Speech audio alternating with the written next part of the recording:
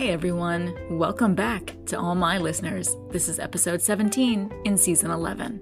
Today is Wednesday, April 24th, 2024. My name is Sonal Patel, and this is the Paint the Medical Picture podcast series. Now, I just wanted to give my thanks and my gratitude to all of my loyal listeners out there. Thank you so much, you guys.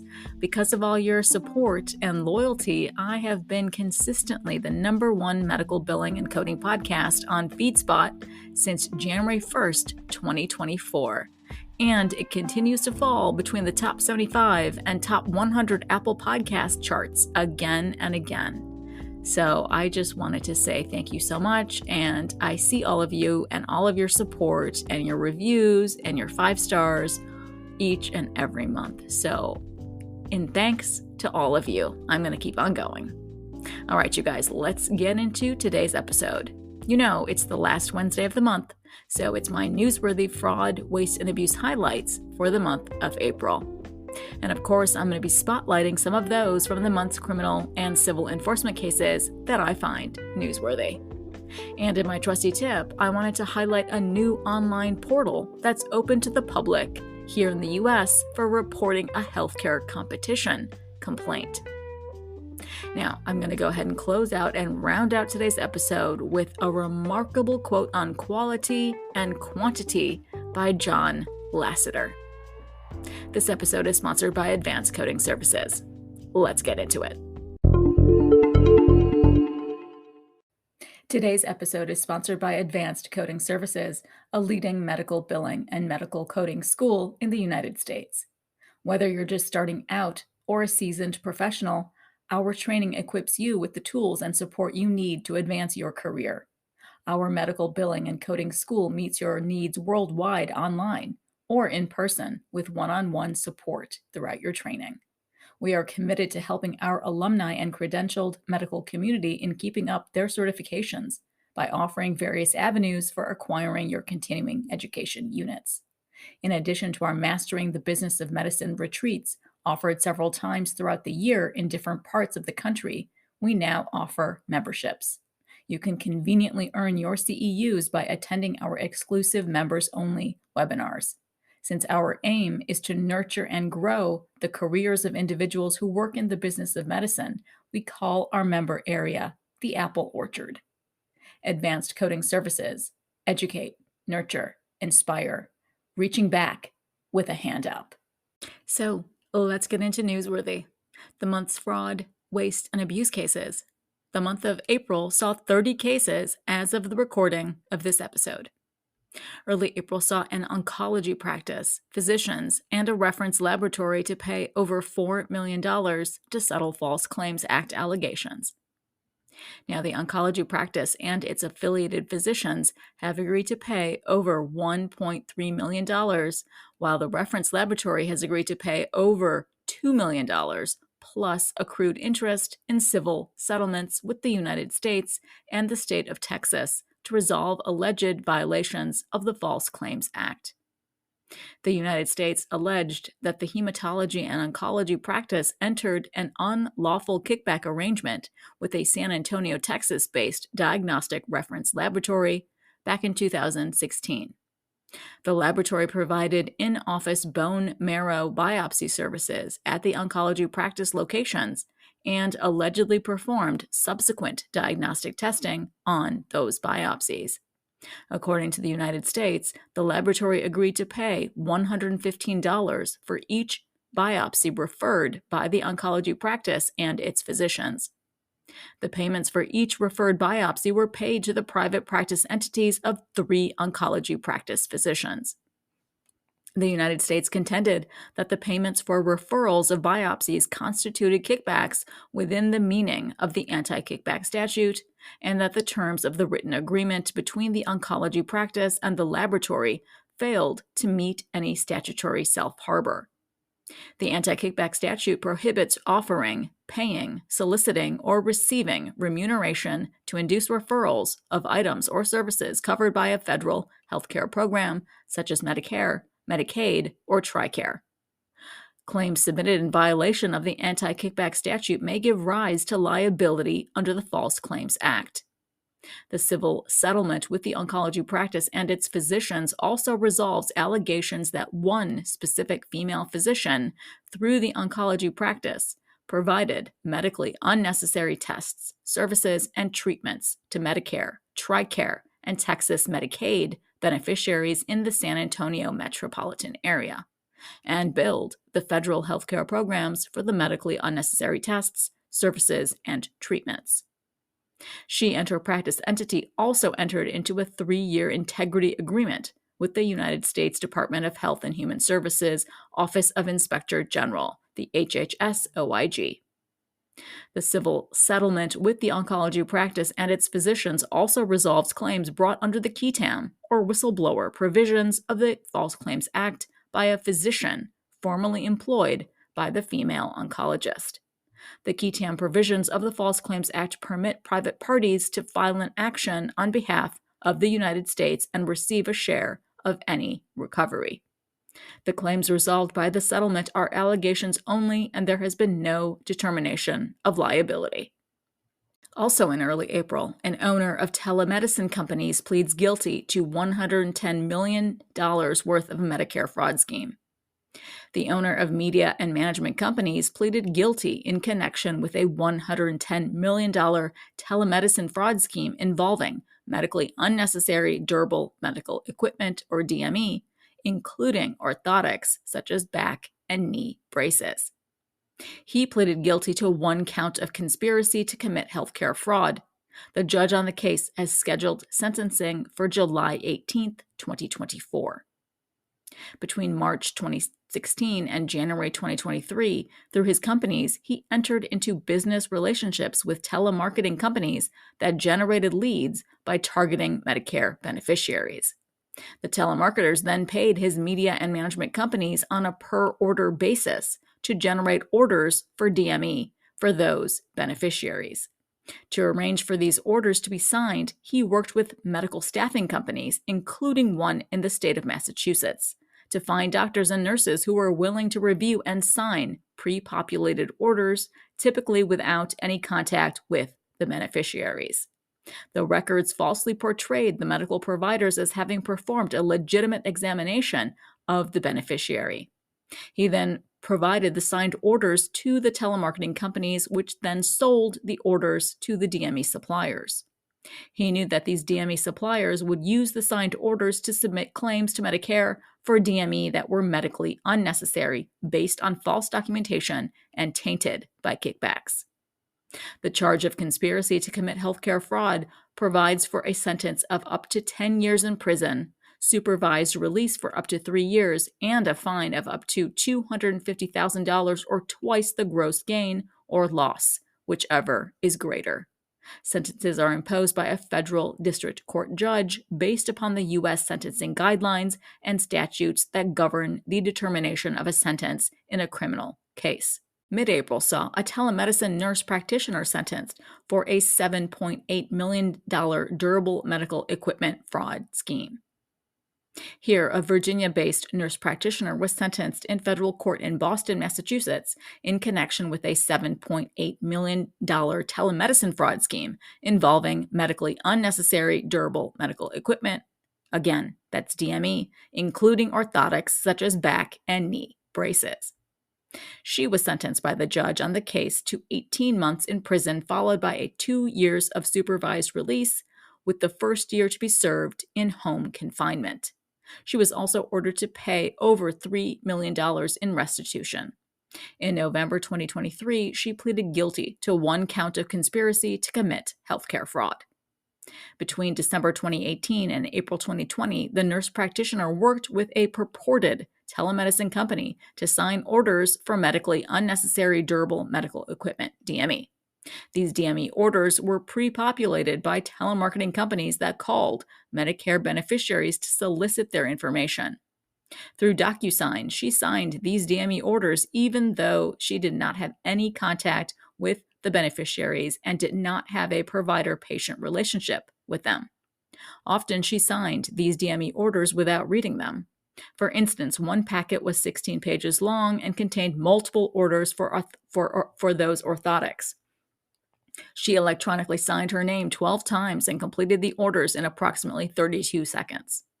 A second packet was 37 pages long and contained multiple orders for orthotics. She electronically signed her name 24 times and completed the orders in approximately 45 seconds. Once she signed these orders, the telemarketing company sold them to DME suppliers, which then submitted claims to Medicare. As a result of her participation in this conspiracy, over $7.8 million in claims were submitted to Medicare for DME that were not medically necessary, based on false documentation and tainted by kickbacks. Mid-April also saw 2 doctors sentenced for $4 million fraudulent urine drug testing scheme. The owner and the medical director of a Kentucky pain clinic were sentenced for their respective roles in a scheme that defrauded Medicare, Medicaid, and commercial insurance companies of over $4 million for medically unnecessary urine drug testing. The clinic's medical director was sentenced to 1 year and 6 months in prison and ordered to pay over $1 million in restitution. The other man, the clinic owner, and a licensed chiropractor, was sentenced to 2 years and 6 months in prison and ordered to pay over $3 million in restitution. According to court documents and evidence presented at trial, the pair orchestrated a scheme in which their clinic staff billed for urine drug tests that were not medically necessary, but were lucratively reimbursed by taxpayer-funded insurance providers like Medicare and Medicaid. The men continued in their scheme even as their expensive drug testing machine malfunctioned because it was not properly maintained, which caused the machine to produce results that falsely suggested patients were testing positive for street drugs like ecstasy or heroin. Insurance proceeds from urine drug testing ended up compromising 3/4 of the clinic's revenue. On March 23, 2023, a federal jury convicted the medical director of healthcare fraud and the owner of healthcare fraud and conspiracy to commit healthcare fraud. Now, there were many of the other usual suspects as well, from elder abuse cases, COVID-19 schemes, opioids and pill mills cases, and even more kickbacks and bribery schemes. But I wanted to pay particular attention to a false claims case involving a major pharmaceutical company. Here, headlines state, a False Claims Act complaint filed against Regeneron Pharmaceuticals for fraudulent drug pricing reporting. The United States filed a complaint under the False Claims Act, the FCA, against Regeneron Pharmaceuticals, Inc., a New York-based pharmaceutical company. Regeneron manufactures and sells Eylea, an antivascular endothelial growth factor inhibitor approved by the Food and Drug Administration, the FDA, to treat, among other conditions, neovascular, wet, age-related macular degeneration, or wet AMD, which is a prevalent, usually age-related condition that impairs vision. Eylea is a leading Medicare expense with payments of more than $25 billion between the years 2012 and 2023. Now, the complaint alleges that Regeneron fraudulently inflated Medicare reimbursement rates for Eylea by knowingly submitting false average sales price reports to the Centers for Medicare and Medicaid Services that excluded certain price concessions. In particular, the United States alleges that Regeneron knowingly failed to report price concessions in the form of credit card processing fees that Regeneron paid to specialty drug distributors to benefit its customers. According to the complaint, Regeneron paid these credit card fees so that distributors would accept credit cards for Eylea purchases while still charging a lower cash price for the drug, and so that Regeneron's customers, typically retina and ophthalmic practices, could receive credit card benefits for their purchases, such as cash back and other credit card rewards. The United States alleges that Regeneron internally attempted to disguise the payments as bona fide service fees, which are not considered price concessions, when it knew the payments were not bona fide service fees. The government alleges that Regeneron manipulated Medicare's drug pricing process by knowingly failing to report its payment of credit card processing fees as price concessions to its customers, said said an acting U.S. attorney for the District of Massachusetts. He continues, quote, "By doing so, Regeneron greatly inflated the cost of its drug to Medicare over many years and enhanced its revenues. Falsely reported average sales prices cost the Medicare system hundreds of millions of dollars, and we will make every effort to prevent such practices," end quote. The lawsuit was originally filed under the QTAM, or whistleblower provisions of the FCA. Under the FCA, private parties file an action on behalf of the United States and receive a portion of the recovery. The FCA permits the United States to intervene in and take over the action, as it has done here. If a defendant is found liable for violating the FCA, the United States may recover 3 times the amount of its losses plus applicable penalties. The claims asserted in the complaint are allegations only. There has been no determination of liability.